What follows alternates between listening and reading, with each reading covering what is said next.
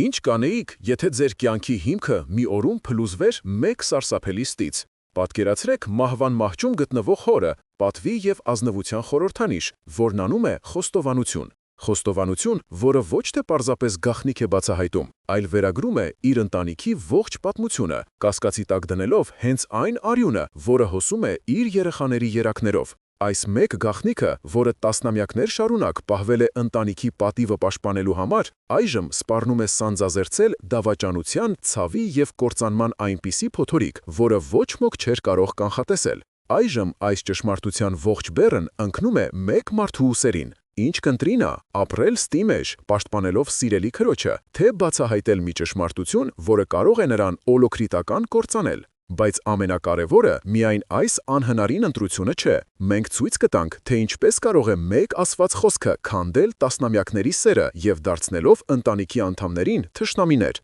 Այս պատմությունը գաղտնիքների մասին չէ, այն ճշմարտության կործանարար գնի մասին է։ Սեղմեք բաժանորդագրվել հիմա և գրեք ձեր քաղաքը մեկնաբանություններում, տեսնենք, թե քանիսն ենք մենք։ Կիսախավար սենյակում օդը թանձր էր դեղերի սուր հոտից և մոտալուտ կորստի ճնշող լռությունից։ Միակ լույսը գալիս էր գիշերային լամպից, որի դեղնավուն շողերը փափուկ ընկնում էին Աշոտի գունատ, հյուծված դեմքին, իսկ Կաթիլայինի չափված սառը ձայնը կարծես հաշվում էր նրա կյանքի վերջին վայրկյանները։ Նրա ավագ դուստրը Գայանեն նստած էր մահճակալի եզրին, ամուր բռնելով հոր չորացած ձեռքը։ Այդ մարդը նրա համար միշտ եղել էր ազնվության և առաքինության մարմնացում, բարոյականության այն անսասան սյունը, որի վրա նա կառուցել է իր ողջ կյանքը։ Նրա կողքին քարի պես անշարժ կանգնել էր մայրը, Անահիտը, ում աչքերում անդունդ էր, իսկ ստվերում անհանգիստ տեղաշարժվում էին եղբայրները։ Պրագմատիկ Արմենը, ում մտքերն արդեն ապագայի, ժառանգության և բիզնեսի մասին էին, և զգայուն Դավիթը, որը փորձում էր զսպել իր հույզերը։ Իսկ պատուհանագոգին փոքրիկ գնդիկի պես կծկվել էր կրտսեր քույրը՝ Նվարդը, ում ուսերի դողը խոսում էր անսահման վշտի մասին։ Աշոտի շուրթերը թեթևակի շարժվեցին, և նա դժվարությամբ բացեց աչքերը, մշուշոտ հայացքը հառելով Գայանեին։ Նա փորձեց ինչ-որ բան ասել, բայց միայն անհասկանալի խրխրոց լսվեց, և նա նշան արեց, որ մյուսները դուրս գան։ Երբ դուռը փակվեց, սենյակում տիրեց խիտ ականջ ծակող լռություն։ Աշոտը հավաքեց իր վերջին ուժերը։ «Գայանե ջան», շշնջաց նա, «իմ ամբողջ կյանքը ես փորձել եմ ազնիվ լինել, բայց ես ինքս ապրել եմ ստի մեջ»։ Գայանեի ներսում ամեն ինչ սառեց։ Սա զառանցանք էր։ «Հայրիկ, ինչ ես ասում, դու ամենաազնիվ մարդն ես»։ Աշոտը դառը ժպտաց։ «Ոչ, ամենամեծ սուտը մեր ընտանիքում է, քո քույրը, Նվարդը»։ Նա կանգ առավ, շունչ քաշելու, իսկ Գայանեի սիրտը պատրաստ էր կանգ առնել։ Նա իմ դուստր չէ։ Այդ բառերը նամպրոպի պես որոտացին լուռ սենյակում։ Գայանեն ակամայից հետ քաշվեց, կարծես ուժգին հարված ստացած լիներ։ Նրա աշխարհը, որը կառուցված էր հոր անխախտ ազնվության վրա, այդ մեկ պահին ճաքճքեց և սկսեց փլուզվել։ Հենց այդ պահին դրսից լսվեցին անհանգիստ ձայներ, և դրան բռնակը սկսեց դանդաղ շարժվել։ Մի քանի ժամ անց, երբ Աշոտի վիճակը կայունացել էր և նա ընկել էր անհանգիստ քնի գիրքը, ընտանիքը հավաքվել էր հյուրասենյակում։ Լարվածությունը կարելի էր դանակով կտրել։ Արմենը նորից խոսում էր փաստաբանի հետ, քննարկելով կտակի մանրամասները, ինչը զայրացնում էր Նվարդին, որը չէր հասկանում, թե ինչպես կարելի է այդպիսի պահին փողի մասին մտածել։ Բայց Գայանեն այլևս չէր լսում նրանց։ Նրա հայացքը գամված էր մորը։ Առաջին անգամ իր կյանքում նա նկատեց Անահիտի աչքերում թաքնված տասնամյակների տագնապը, մի վախ, որը նա նախկինում երբեք չէր տեսել։ «Մամ, կարող ենք մի պահ խոսել», սառը ձայնով ասաց նա։ Խոհանոցում, երբ նրանք մենակ մնացին, Գայանեն այլևս չկարողացավ զսպել իրեն։ «Հայրս ինձ հետ խոսեց։ Նա զառանցում էր, այնպես չէ՞, մամ։ Ասա, որ զառանցում էր»։ Նա հուսահատորեն սպասում էր հերքման, մի բառի, որը կվերականգներ իր քանդված աշխարհը։ Բայց Անահիտը լռում էր, և նրա լռությունը դարձավ ամենասարսափելի խոստովանությունը։ «Ոչ, նա չէր զառանցում», վերջապես խեղդված ձայնով շշնջաց մայրը։ Այդ պահին Գայանեի ներսում ինչ-որ բան վերջնականապես կոտրվեց։ «Ուրեմն, ճիշտ է, տասնամյակներ շարունակ դուք ստել եք մեզ, ինձ, իմ եղբայրներին, Նվարդին»։ Անահիտը, լացակումած, փորձում էր արդարանալ, խոսելով երիտասարդության սխալի, Աշոտի մեծահոգության և ընտանիքը խայտառակությունից պաշտպանելու մասին։ «Խնդրում եմ, Գայանե, մի քրքրիր հին վերքերը։ Այդ ճշմարտությունը կկործանի նրան։ Բայց Գայանեի համար դա այլևս կարևոր չէր։ Նրա քրոջ ամբողջ կյանքը կառուցված էր ստի վրա։ Հենց այդ պահին խոհանոցի դուռը բացվեց և ներս նայեց Նվարդը, իր անմեղ, ոչինչ չկասկածող դեմքով։ Ամեն ինչ կարգին է, ինչի մասին եք այդքան լարված խոսում։ Գայանեն ստիպված էր նորից մտնել հոր սենյակ, իր վրա կրելով ճշմարտության անտանելի բեռը։ Նա նայում էր այն մարդուն, ում պաշտում էր, և տեսնում էր անծանոթի։ Աշոտը, զգալով դստեր սառնությունը, թույլ ձայնով փորձում էր բացատրել. Արյունը ոչինչ չի նշանակում Գայանը, կարևորը սերն է, ես պաշտպանել եմ նրան, խնդրում եմ, դու էլ պաշտպանիր, խոստացիր ինձ։ Գայանեն չկարողացավ խոստում տալ, նա պարզապես լուր գլխով արեց, թողնելով մահամերձ հորը իր պատրանքների հետ։ Իսկ միջանցքում նրան արդեն սպասում էր Արմենը, նորից խոսելով բիզնեսի բաժնետոմսերի մասին։ Նա անհանգստանում էր, որ Նվարդը, ոչինչ չհասկանալով բիզնեսից, կարող է իր բաժինը վաճառել և վտանգի տակ դնել ընտանեկան ընկերությունը։ Այս խոսքերը Գայանեի մեջ նոր սարսափ արթնացրին։ Իսկ ինչ կլինի, եթե Արմենն իմանա ճշմարտությունը։ Արդյոք նա չի օգտագործի այս գաղտնիքը Նվարդին ժառանգությունից զրկելու համար։ Խնդիրը դառնում էր ավելի բարդ և վտանգավոր, հուզական ողբերգությունից վերածվելով նաև իրավական և ֆինանսական պատերազմի։ Հյուրասենյակ վերադառնալով նա տեսավ ամենասարսափելի տեսարանը։ Նվարդը թերթում էր հին ընտանեկան ալբոմը։ Նրա մատը կանգ էր առել մի լուսանկարի վրա, որտեղ փոքրիկ Նվարդը երջանիկ նստած էր Աշոտի ծնկներին։ «Հիշում ես այս օրը, Գայանե», ժպտալով արցունքների միջից ասաց նա։ Հայրիկն ինձ համար օդապառուկ էր սարքել։ Նա միշտ ասում էր, որ ես իր արևն եմ։ Գայանեն նայում էր այդ տեսարանին, այդ անկեղծ սիրուն, որը կառուցված էր ստի վրա, և զգում էր, որ խեղդվում է։ Նա արագ դուրս եկավ պատշգամբ, թողնելով Նվարդին մենակ իր թանկագին, բայց գողացված հիշողությունների հետ։ Ուշ գիշեր էր, երբ Գայանեն, չկարողանալով քնել, մտավ հոր գրասենյակ։ Այդ սենյակը միշտ եղել էր նրա համար իմաստության և ճշմարտության սրբավայր, բայց այժմ օդում կախված հին գրքերի և կաշվի բույրը խեղդող էր թվում։ Նա նստեց հոր մեծ կաղնե գրասեղանի մոտ, մեխանիկորեն բացելով գզրոցները։ Ինչ էր նա փնտրում, հերքում, թե սարսափելի ճշմարտության անժխտելի ապացույց։ Գզրոցներից մեկի խորքում նա գտավ փոքրիկ փայտե տուփ։ Վարանելով բացեց այն։ Մեջը մի քանի հին լուսանկարներ էին և մետաքսե ժապավենով կապված նամակների խուրձ։ Լուսանկարներում իր երիտասարդ մայրն էր, այնքան տարբեր, կենսուրախ, աչքերը կայծկլտում էին։ Մի լուսանկարում նա մենակ չէր, նրա կողքին կանգնած էր բարձրահասակ, սևահեր, գրավիչ մի տղամարդ, ում Գայանեն երբեք չէր տեսել։ Նրանց երջանիկ ծիծաղը կարծես ծաղրում էր ներկայի ցավը։ Լուսանկարի հետևում գրված էր. Երևան, գարուն 81։ Գայանեի սիրտը սկսեց բաբախել այնպիսի ուժով, որ կարծես կուրծքը կպատրեր։ Նա բացեց նամակների կապոցը։ Դրանք Անահիտի նամակներն էին, ուղղված իր մանկության ընկերուհուն։ Ձեռքերը դողալով նա սկսեց կարդալ. Ես այնպիսի խառնաշփոթի մեջ եմ, Սոնա ջան, Աշոտը աստվածային մարդ է, բայց իմ սիրտը, այն պատկանում է ուրիշին, նա երաժիշտ է, նրա մատները կախարդանք են գործում դաշնամուրի ստեղների վրա, իսկ աչքերը։ Մեկ այլ նամակում, որը գրվել էր մի քանի ամիս անց, տոնը փոխվել էր։ Ամեն ինչ վերջացած է, նա մեկնեց, ես մնացի մենակ իմ գաղտնիքի հետ, Աշոտը ոչինչ չգիտի և երբեք չպետք է իմանա, և հիմա կա մի հանգամանք, որն ամեն ինչ ավելի է բարդացնում, ես երեխա եմ սպասում։ Գայանեն փակեց աչքերը, նամակը ձեռքին, նա զգաց, թե ինչպես է իր ոտքերի տակից հողը սահում։ Սա այլևս մահամերձ մարդու զառանցանք չէ, սա փաստ էր, սառը, անժխտելի փաստ, գրված սեփական մոր ձեռքով։ Հաջորդ օրը Աշոտի վիճակը կտրուկ վատացավ, և մի քանի ժամ անց նա հեռացավ կյանքից։ Նրա մահը տունը վերածեց սառը դամբարանի։ Գայանեն չէր լալիս, նա զգում էր միայն սառը դատարկություն, զգալով ոչ միայն հորը, այլև այն ճշմարտությունը, այն աշխարհը, որը մահացավ նրա հետ միասին։ Այժմ գաղտնիքի ողջ բեռը միայն իր ուսերին էր։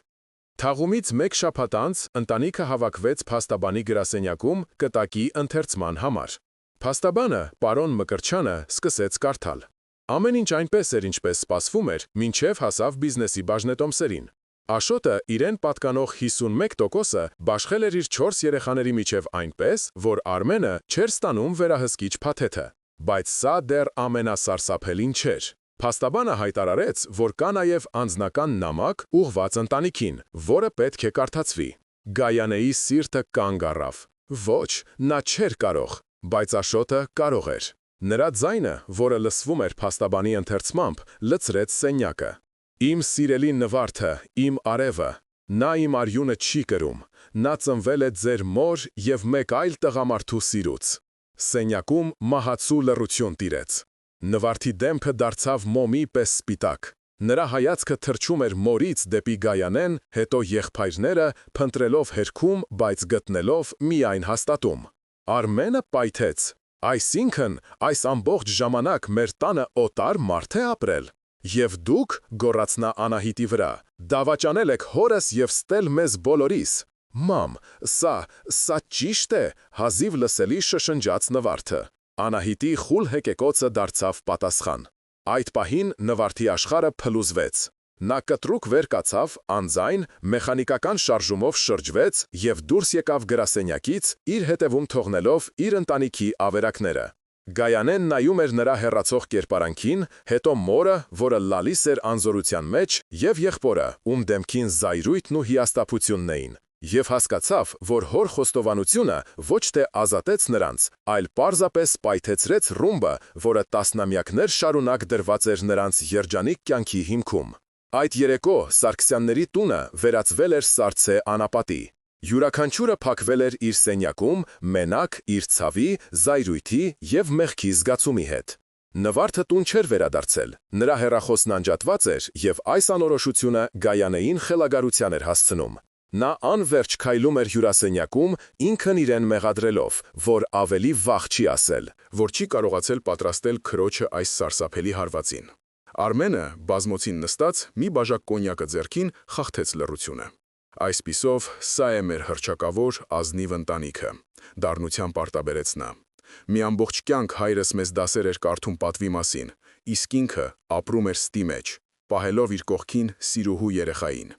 Նա քո քույրն է, Արմեն, անկախ ամեն ինչից, կտրուկ ընդհատեց Գայանեն։ Նա իմ քույրը չէ, նա Խաբեբա է, ինչպես և իր մայրը։ Եվ հիմա նա ունի իմ ընկերության 11%-ը, հասկանում ես ինչ է սա նշանակում, նա կարող է կործանել այն ամենը, ինչ ես կառուցել եմ։ Նրանց վիճաբանությանը միջամտեց Դավիթը, ում հանգիստ ձայնում նույնպես լարվածություն կար։ Բավական է, Արմեն, հիմա փողի մասին մտածելու ժամանակը չէ։ Նվարդը անհետացել է, մենք պետք է գտնենք նրան։ Այդ պահին սենյակ մտավ Անահիտը։ Նա կարծես միանգամից ծերացել էր 10 տարով։ Գտեք նրան, խնդրում եմ, գտեք իմ աղջկան, սա իմ մեղքն է, շշնջաց նա։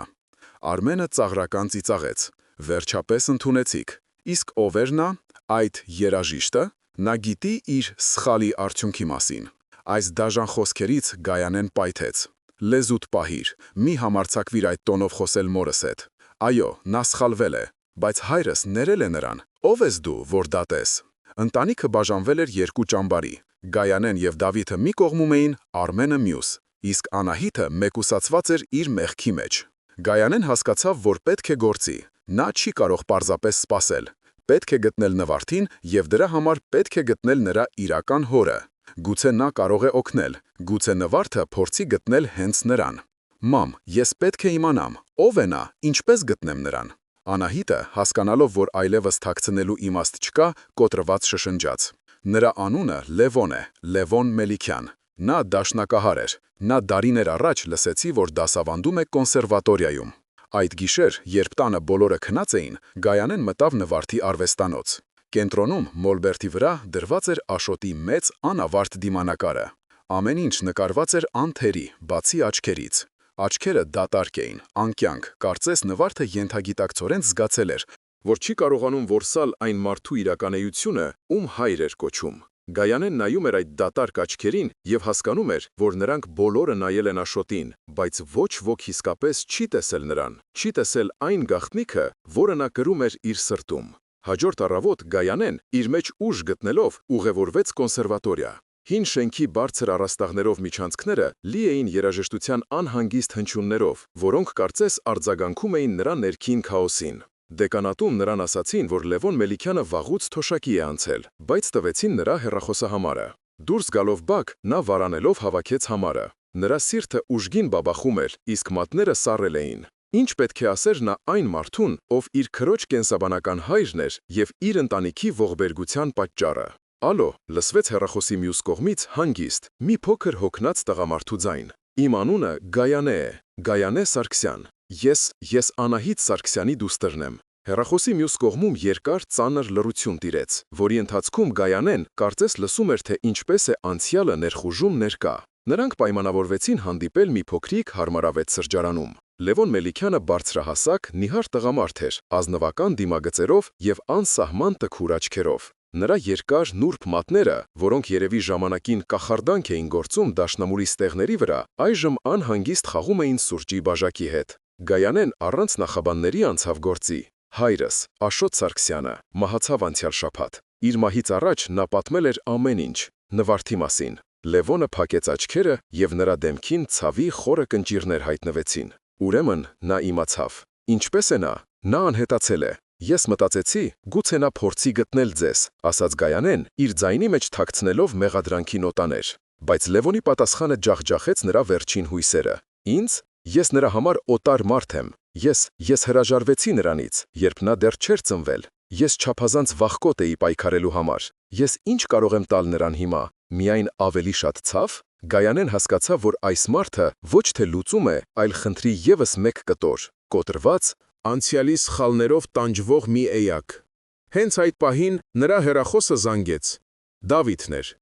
Գայանե, մենք գտանք նրան։ Նրա ընկերուհին զանգեց։ Նվարդը նրա տանն է, քաղաքից դուրս։ Բայց նա լավ չէ, նա ոչ մեկի հետ չի խոսում, պարզապես նստում է ու նայում մի կետի։ Գայանեն վեր կացավ գնալու, բայց Լևոնը բռնեց նրա ձեռքից։ Խնդրում եմ, կարող եմ ես էլ գալ։ Ես նրան չեմ մոտենա, պարզապես ուզում եմ տեսնել նրան, հեռվից, միայն մեկ անգամ։ Գայանեն, նայելով նրա հուսահատ աչքերին, վարանելուց հետո համաձայնեց։ Երբ նրանք մեքենայով մոտեցան քաղաքից դուրս գտնվող փոքրիկ տանը, Գայանեն կանգնեցրեց մեքենան հեռվում։ Բակում, ծառի տակ գտնվող նստարանին, նստած էր Նվարդը։ Նրա տեսքը անճանաչելիորեն փոխվել էր։ Կենսուրախ պայծառ աղջկանից մնացել էր միայն ստվերը։ Նրա դատարկ հայացքը հարված էր հորիզոնին։ Լևոնը նայում էր նրան մեքենայի պատուհանից, եւ նրա աչքերը լցվում էին արցունքով։ Սա առաջին անգամն էր, որ նա տեսնում էր իր դստերը, եւ այս տեսարանը ավելի ցավոտ էր, քան նրա բոլոր մղձավանջները։ Գայանեն դուրս եկավ մեքենայից եւ դանդաղ քայլերով մոտեցավ քրոջը, իսկ Լևոնը մնաց մեքենայում, տանջվելով անվճարականությունից։ Նրա սիրտը բաբախում էր այնպես, կարծես փորձում էր դուրս թռչել կրծքավանձակից։ Նա նստեց Նվարդի կողքին։ Քույրը չարձագանքեց։ Նրա հայացքը դատարկ էր, կարծես կենդանի արձան լիներ։ Նվարդ, ես եկել եմ քեզ տուն տանելու, մեղմ շշնջաց Գայանեն։ Նվարդը դանդաղ շրջեց գլուխը։ Ուր տուն։ Ես տուն չունեմ, ես ընտանիք չունեմ, ես ոչ ոք եմ, հնջեց նրա անզգա մեխանիկական ձայնը։ Այդպես մի ասա, դու իմ քույրն ես, փորձեց առարկել Գայանեն, բայց Նվարդը դառը ծիծառեց։ Սիրում եք։ Ձեր սերը սուտ է, ինչպես եւ մնացած ամեն ինչ։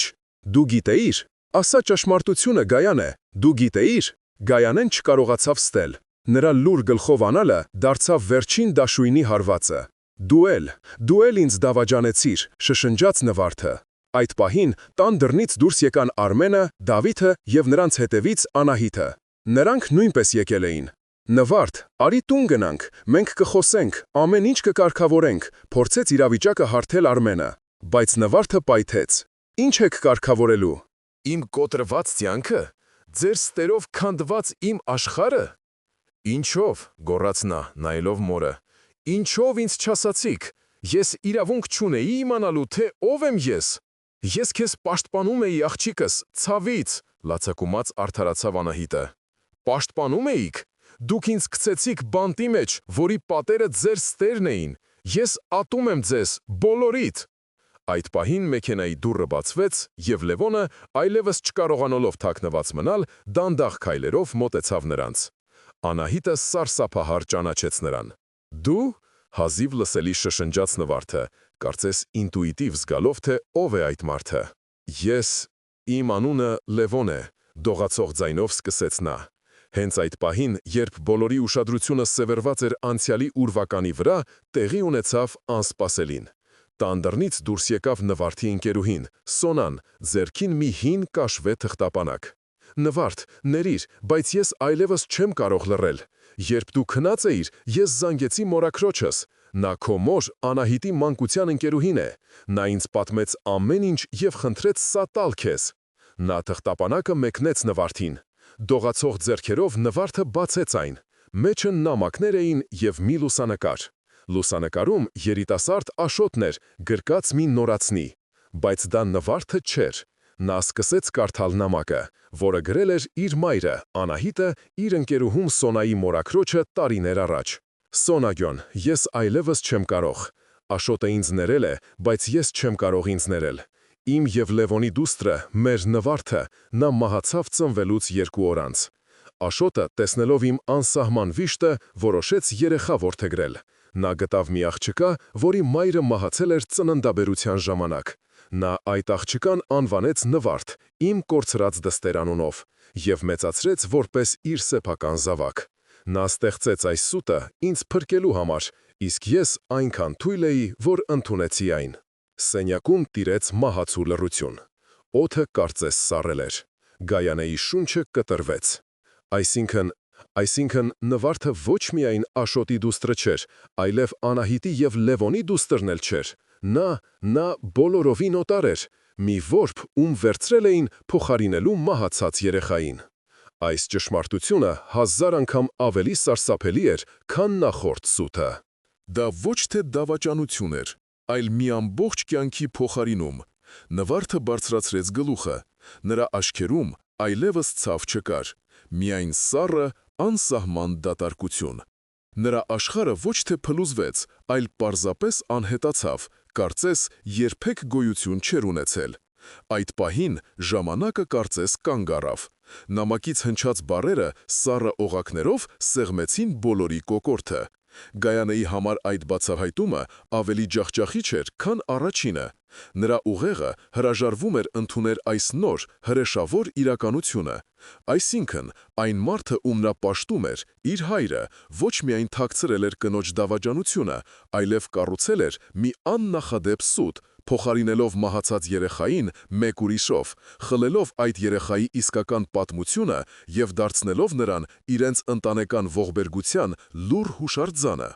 Անահիտը, կորցնելով վերջին ուժերը, ընկավ ծնկների վրա։ Նրա հեկեկոցներն այլևս ողորմ չէին խնդրում, այլ վկայում էին ամբողջովին կոտրված հոգու մասին։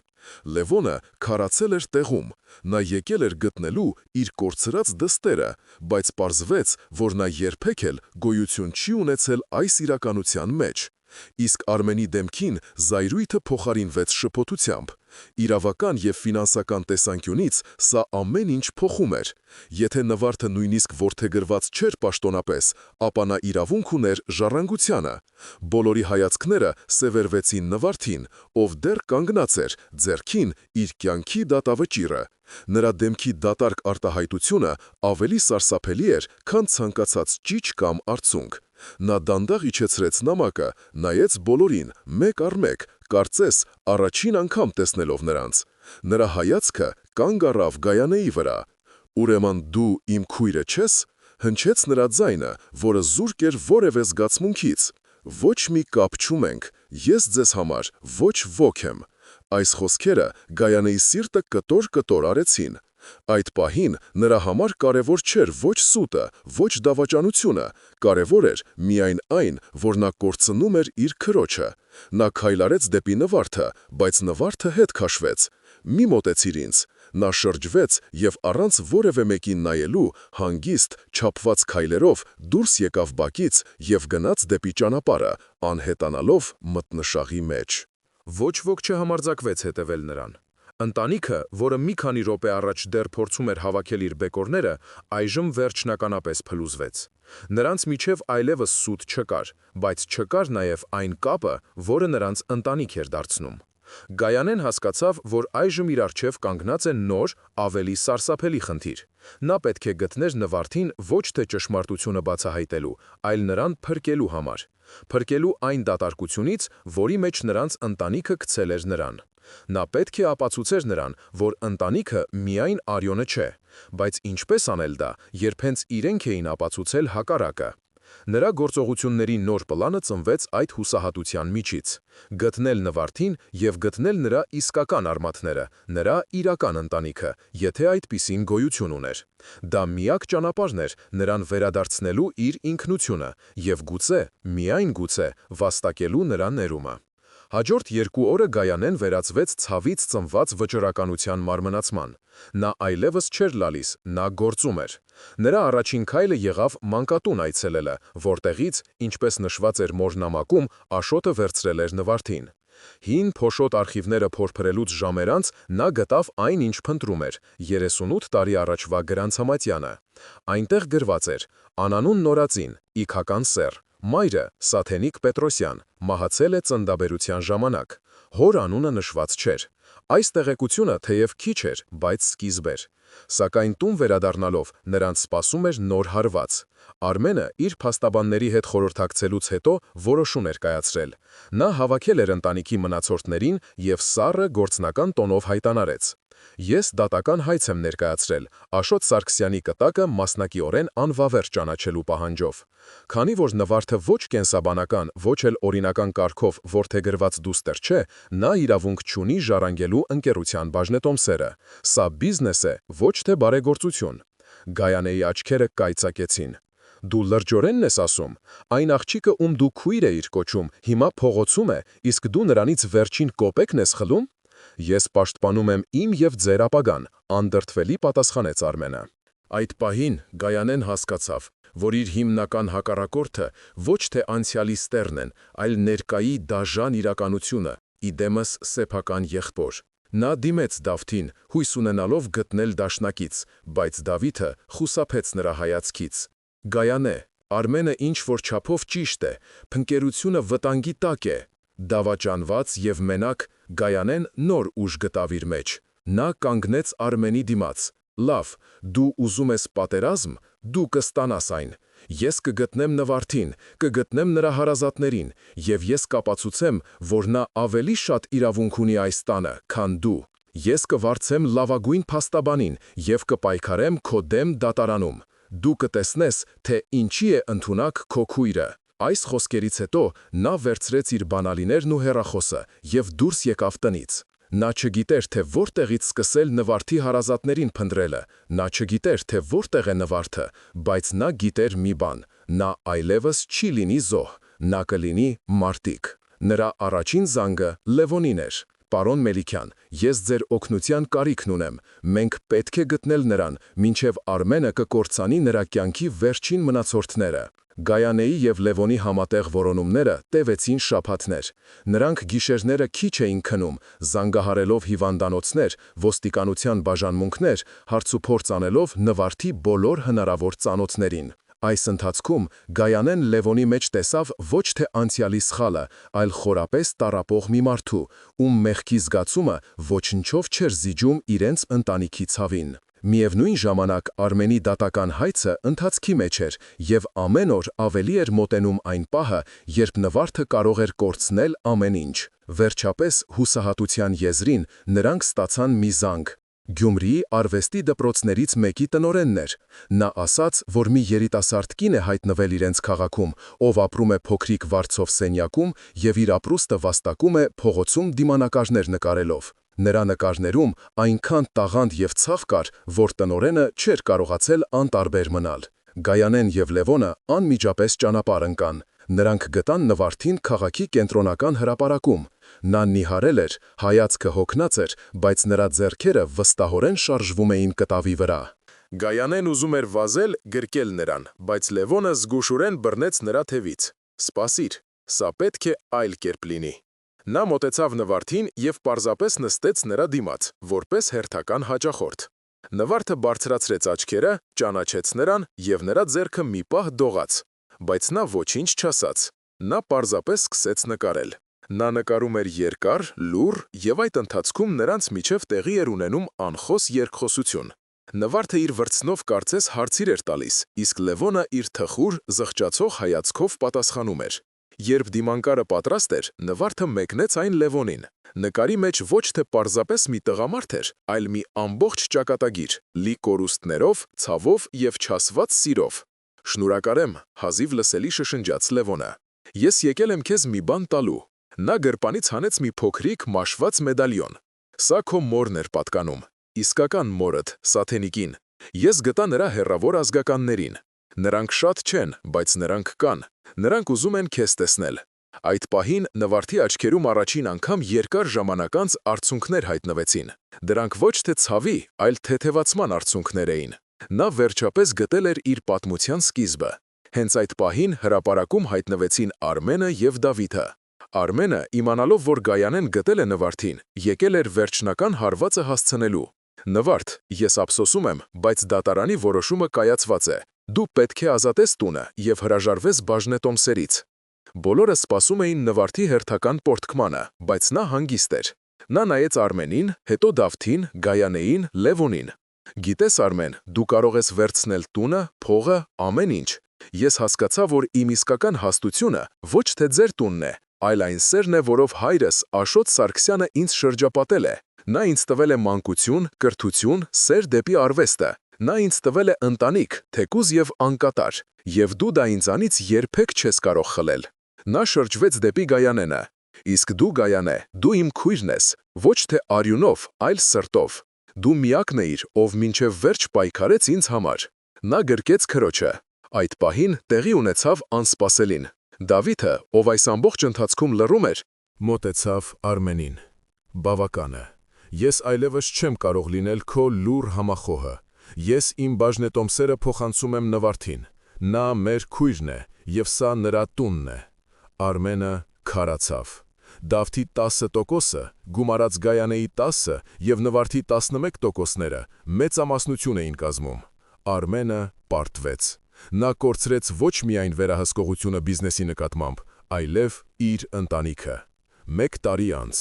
Սարգսյանների տանը նորից կյանքը եռում էր։ Նվարդը, գտնելով իր իսկական հարազատներին և հաշտվելով իր անցյալի հետ, վերադարձել էր։ Նա ղեկավարում էր ընկերության դիզայնի բաժինը, բերելով նոր շունչ և ստեղծարարություն։ Գայանեն վերջապես գտել էր իր ներքին խաղաղությունը։ Լևոնը դարձել էր ընտանիքի մտերիմ բարեկամը, ով հաճախ էր գալիս և իր երաժշտությամբ լցնում տունը։ Դավիթը գտել էր իր ձայնը և դարձել ընտանիքի բարոյական կողմնացույցը։ Անահիտը, ներվելով իր երեխաների կողմից, ապրում էր հանգիստ, իր թոռներով շրջապատված։ Իսկ Արմենը, նա հեռացել էր։ Ոչ ոք չգիտեր, թե որտեղ է նա։ Գուցե մի օր նա կվերադառնա, գուցեև ոչ։ Նրանց ընտանիքը անցավ կրակի միջով, կորցրեց իր անդամներից մեկին, բայց դուրս եկավ ավելի ուժեղ, ավելի իմաստուն և ավելի միասնական։ Նրանք հասկացան այն դասը, որը Աշոտը փորձում էր նրանց փոխանցել իր ողջ կյանքով և նույնիսկ իր մահվանից հետո։ Իսկական ընտանիքը ոչ թե արյունն է, այլ սերը, ներումը և միմյանց ընդունելու պատրաստակամությունը, բոլոր սպիներով ու թերություններով։ Իսկ դուք ինչ եք կարծում։ Կարելի է ներել այնպիսի սուտ, որը տևել է մի ամբողջ կյանք։